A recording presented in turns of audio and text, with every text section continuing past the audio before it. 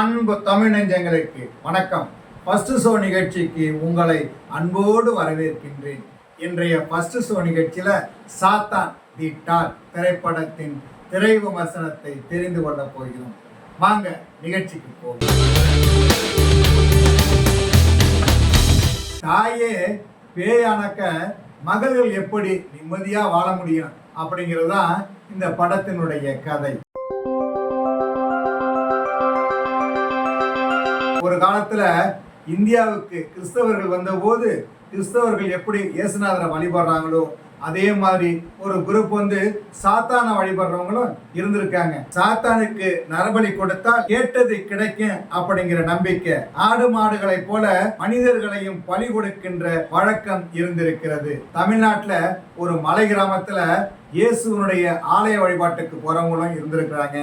சாத்தான வழிபடுற ஒரு கும்பலும் அங்க இருந்திருக்கிறாங்க. பள்ளியில் படிக்கும் கதாநாயகி ஐராவின் அம்மா மோனா பத்ரே அவர் அடிக்கடி மனதளவில் பாதிக்கப்படுவார்.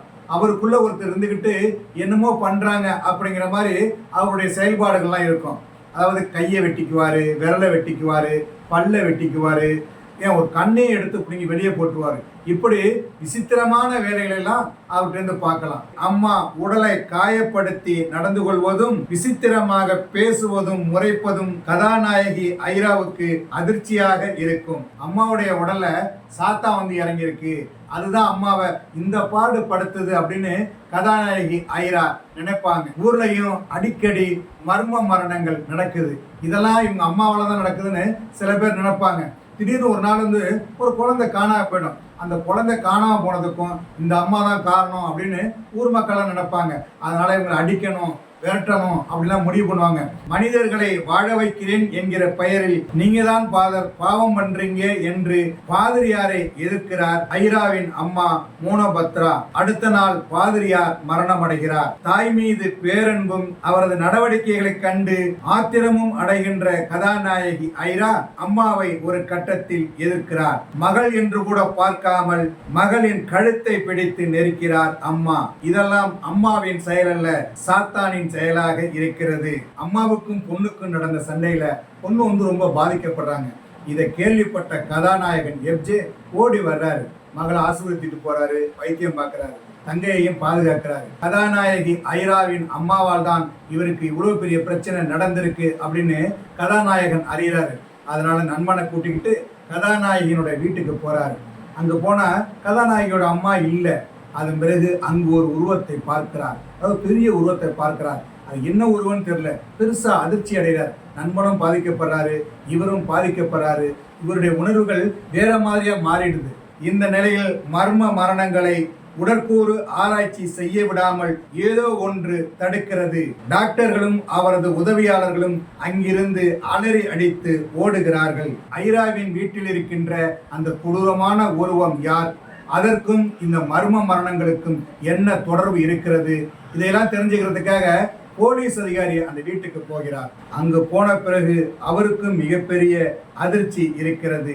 மர்ம மரணங்கள் நிகழ்வதை அவர் எப்படி தடுத்து நிறுத்துகிறார்? கதாநாயகியின் அம்மா, கதாநாயகியின் நிலை என்னவாகின்றது உட்பட பல தகவல்களுக்கு நீதி படம் பதில் சொல்கிறது.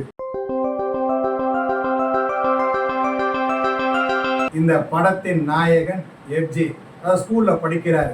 அவர் கூட படிக்கின்ற கதாநாயகியை ரொம்ப காதலிக்கிறார். ஒன் சைடா கிட்டக்க போய் கூட காதலை சொல்ல மாட்டார். ஆனா விழுந்து விழுந்து ரசிப்பாரு, காதலிப்பாரு. அப்படி ரசிக்க வைக்கின்ற பாத்திரத்துல அருமையா நடிச்சிருக்கிறாரு கதாநாயகன் எப்ஜே. பிறகு கதாநாயகிக்கு ஒரு பிரச்சனை என்றதும் ஓடுவதும் தேடுவதும் அலைவதும் என தைரியமான பையனாக நல்ல கதாபாத்திரத்தில் வாழ்ந்திருக்கிறார். அவரது பாத்திரமும் நடிப்பும் பாராட்டும்படி அமைந்திருக்கிறது.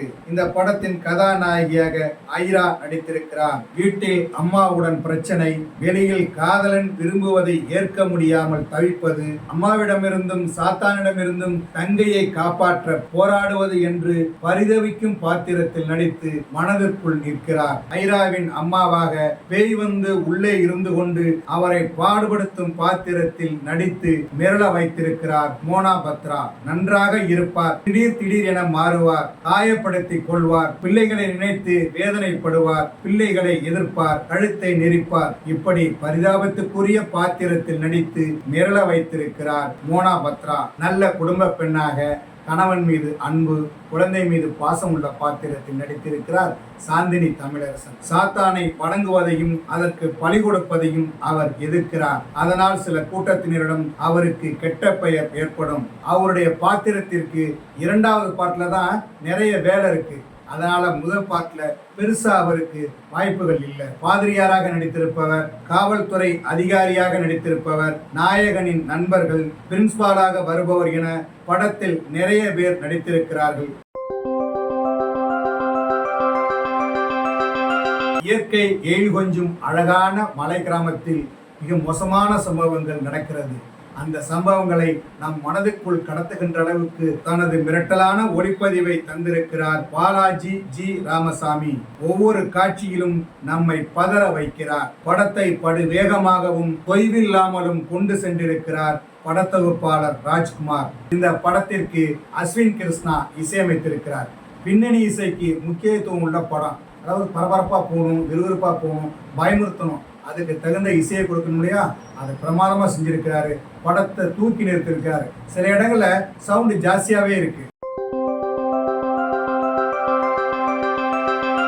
இந்த படத்தை எழுதி இயக்கி இருக்கிறார் மணிகண்டன் ராமலிங்கம். தொடர் மர்ம கொலைகள், பயமுறுத்தும் அம்மா, பரிதவிக்கும் மகள், இவர்களை சுற்றி இந்த படத்தின் திரைக்கதையை எழுதி பரபரப்போடு ஒவ்வொரு காட்சியும் கொண்டு சென்று மிரள வைக்கும் வகையில் படமாக்கி இருக்கிறார் இயக்குனர். படத்தை பார்க்கின்ற போது சீட்டின் நுனியில் அமர்ந்து பார்க்கின்ற ஒரு வாய்ப்பாக தான் இருக்கிறது. இந்த படத்தில் அச்சப்படுகின்ற காட்சிகள், பயமுறுத்துற காட்சிகள்லாம் நிறைய இருக்கு. அதனால அச்சத்தை விரும்புவர்கள், பயத்தை விரும்புவர்கள், அந்த மாதிரி அனுபவம் வேணும்னா இந்த படத்தை தாராளமா பாருங்க, உங்களால என்ஜாய் பண்ண முடியும். ஆனா நம்ம ஒரு கருத்தை சொல்லுவோம், பேய் பிசாசு பற்றி நாம் சிந்திப்பதால் நமக்கு ஏற்படுவது அச்சமும் மனநோயும் தான். இது இல்லைனாக்க நல்ல வாழ்க்கை வாழலாம். பேய் படங்களை பார்க்கும்போது இந்த மாதிரி தெருவில் அனுபவங்களை ஏற்படுத்திக்கலாம், ஆனா அதை நம்பக்கூடாது அப்படின்னு தான் சொல்லுவோம். என்ன நேயர்களே, சாத்தான் தி டாக் திரைப்படத்தின் திரை விமர்சனத்தை தெரிந்து கொண்டீர்களா? சரி, தமிழ் வலைக்காட்சியை தொடர்ந்து பாருங்கள். தமிழ் வலைக்காட்சியை லைக் பண்ணுங்க, ஷேர் பண்ணுங்க, கமெண்ட் பண்ணுங்க, சப்ஸ்கிரைப் பண்ணுங்க. தமிழ் வலைக்காட்சியின் புதிய அப்டேட்டுகள் உடனுக்குடன் உங்களுக்கு தெரிய வர அருகில் உள்ள பெல் பட்டனை மறக்காமல் அமுக்குங்க. கலை இலக்கியம் யாவும் மக்களுக்கே.